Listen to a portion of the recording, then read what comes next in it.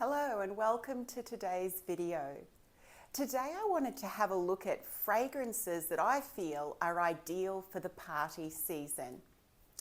And one of the components that I was thinking of when I picked out these fragrances was fragrances that stand out. I feel like that's what we're looking for at most celebratory occasions. We want something uplifting, festive, but also that stands out. Hopefully today I've got enough of a range where there's something for everyone in all climates as well. So if party season fragrances is something you're interested in, please keep watching. First up, we have Red Oud by Montal. I really enjoy this.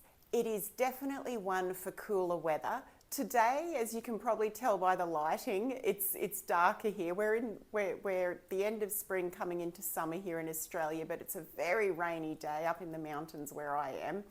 So it's cooler, and this is my scent of the day. I thought, what the heck, let's get in the mood for this video, party season, by putting on perhaps one of my most festive fragrances, which is Red Oud by Montal. The star of this show is the rose. A lot of the Montal fragrances feature rose. This rose is not too sweet. It's a little bit sweet and it's a little bit soapy. Not too soapy either. The rose is supported in here by the oud, which is not a strong oud. I don't have a ton of oud fragrances. I'm just getting into the ouds, and this one I find perfectly fine. And some culinary spices. So the experience of wearing this is rose with baked goods. I've done a full review on Red Oud, so you can have a look at that. But the spices in here are cumin and saffron, and I think there's some pepper in here as well. It's a lovely, warm, welcoming, baked goods feeling with rose syrup over whatever's baking. And it's not like cookie sweetness. It's not that kind of sweetness. The sweetness to this baked experience comes from the rose.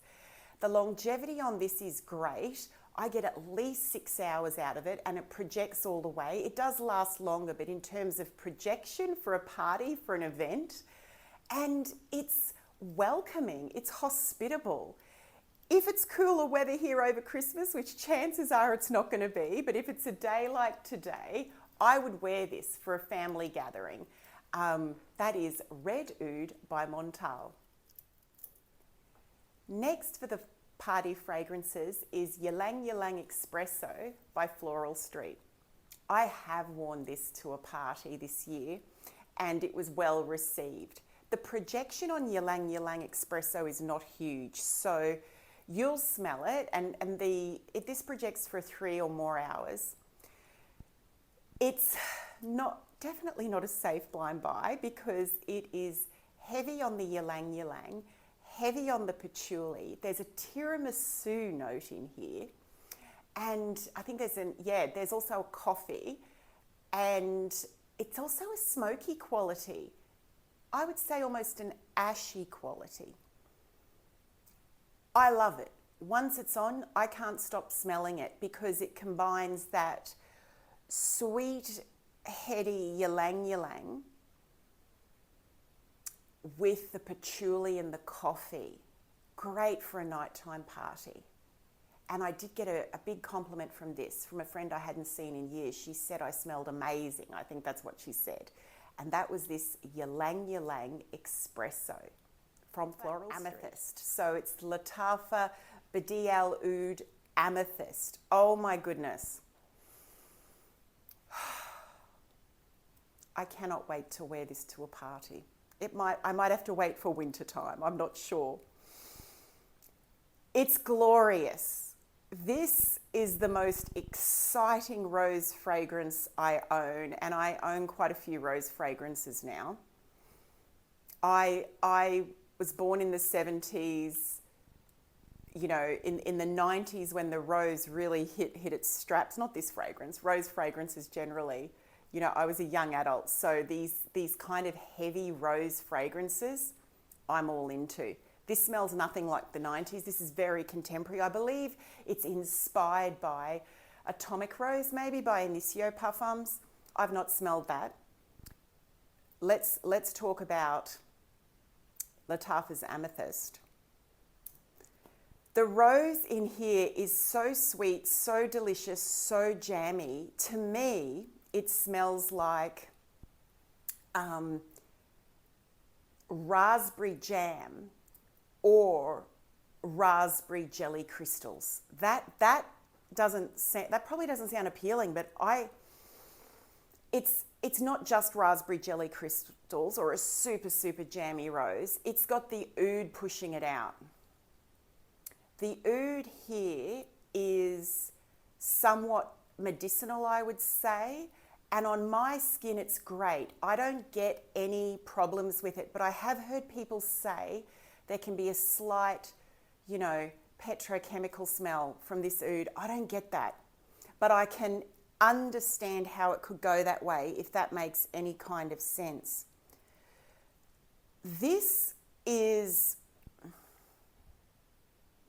it just stops me in my tracks. It's so good. It's so strong. It's so feminine. Could a man wear this? Yes, if he was very well dressed or I don't know, a man could probably wear this in a suit. Why not? So it is a super jammy rose, to me bordering on raspberry jam, raspberry jelly crystals, being pushed out by a significant oud note. The oud is slightly medicinal. Love this.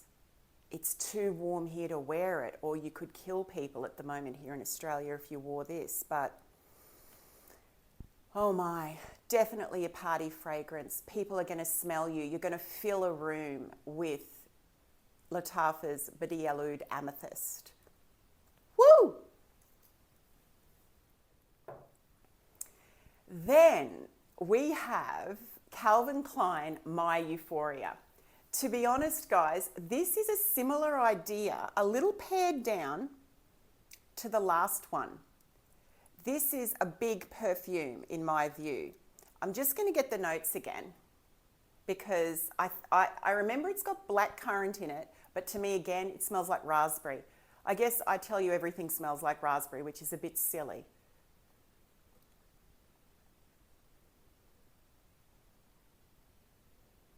But I love raspberry. Okay. Yeah, this is a similar idea, as in it's a big party fragrance, I think, and I've spoken about this in recent videos, to Lattafa's Amethyst. But this is more, I could wear this more often in warmer weather because it's not as dense as the Amethyst, the Lattafa Amethyst. But okay, My Euphoria, Calvin Klein. It even looks like a party, come on. Okay, it has, at the top it's got blackcurrant, which to me smells more raspberry-like. We're all in the berries. And then we've got orchid, sesame, tuberose. You definitely get some of the tuberose, sandalwood. It's got oud in the base. I don't get it. No, not just after smelling the Badi El Oud by Amethyst. There's no real noticeable oud in this, but it's got bamboo in the base, sandalwood and bamboo and oud. I get the greenness from the bamboo for sure. This reminds me of a 1990s, late 1990s fragrance I've said in a recent video. Nightclub, sticky floor. I would definitely wear this to a party.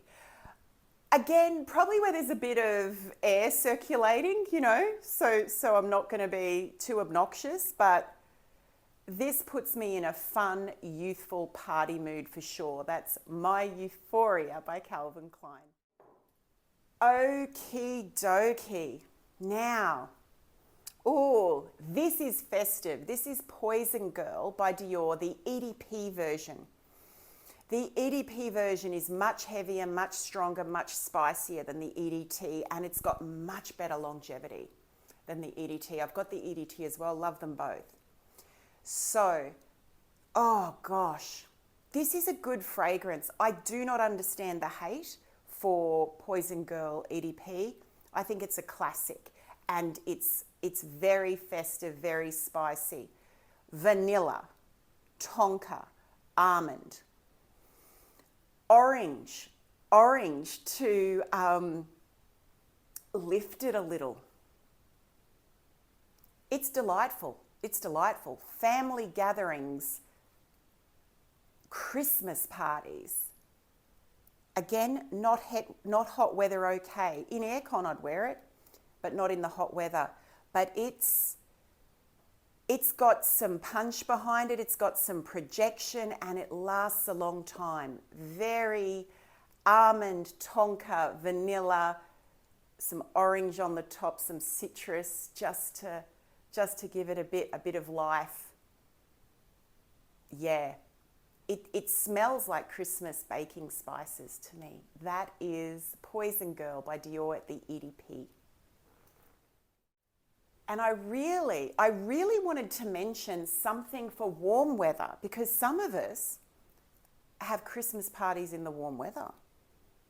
And this is, let me get this, Amo Ferragamo by Salvatore Ferragamo. I'm going to get the notes, just let me get the notes. This is also a bargain, this Amo Ferragamo. It is the most affordable, I think, that I've shown today. This has been around for a little while, and you can pick it up at a really good price. It is a wonderful summertime party in a bottle. I'm going to spray it because it won't go with the other one, but that's okay. Oh, it's better on the skin. It comes alive on the skin. The citruses come alive. Actually, it's not citruses. It's rhubarb and blackcurrant and the Campari. Ooh, so this is a cocktail in a bottle. The smell is entirely delicious. Entirely delicious. No one could dislike this smell.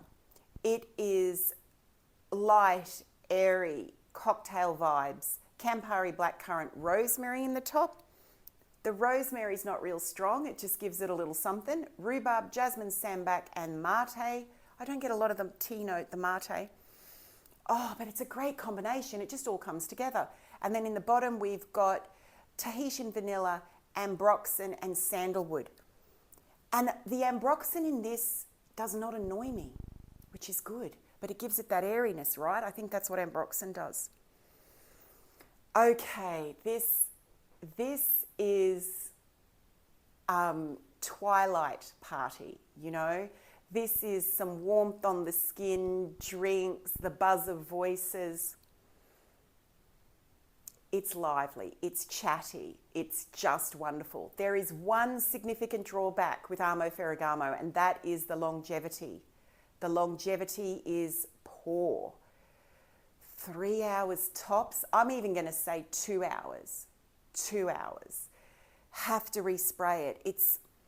Before I forget too, what I really like about Amo Ferragamo is there's a creaminess. There's a slight creaminess, almost ice creamy. I think, yeah, so it's the combination of the Campari, which has kind of got an oranginess to it. It's just all kinds of sweet cocktail goodness, airy quality. Problem is it doesn't last very long. I'm going to do a comparison now between this one, and once again, this is between Amo Ferragamo and between Goldfield and Banks Sunset Hour. I don't mind this. I prefer the smell of Amo Ferragamo, and this costs I think this costs a third or a quarter of a full bottle of Sunset Hour. Okay, let me put down the Amo Ferragamo because I want to compare these for a reason, because they are a similar idea. Sunset Hour is great. As I say, I much prefer the blend, the complexity, if you like. I know it's not of the Amo Ferragamo. Sunset Hour is probably even more contemporary in that it's got that sponge sugar lightness to it. It's got that Baccarat lightness to it, which I guess I'm not the biggest fan of. Sunset Hour is quite simple to my nose. Again, it's fruity. I don't get as much of a cocktail vibe out of Sunset Hour. I get like a mineral water, fruity mineral water. I can see why it's so popular.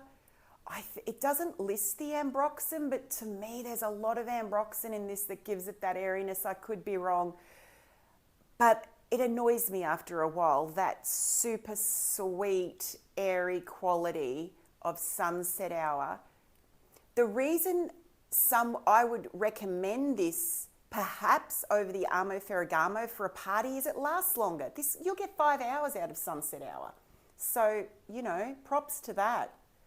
So just again, when it comes to hot weather festive season parties, I'll be rocking Amo Ferragamo because to me that fragrance is delicious. Delicious cocktail, light, fruity, popsicle goodness. But another really worthy contender is Sunset Hour by Goldfield and Banks, and it's got better longevity.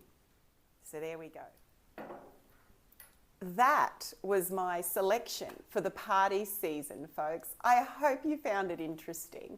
Thanks so much for watching, and I look forward to seeing you in the next video. Bye for now.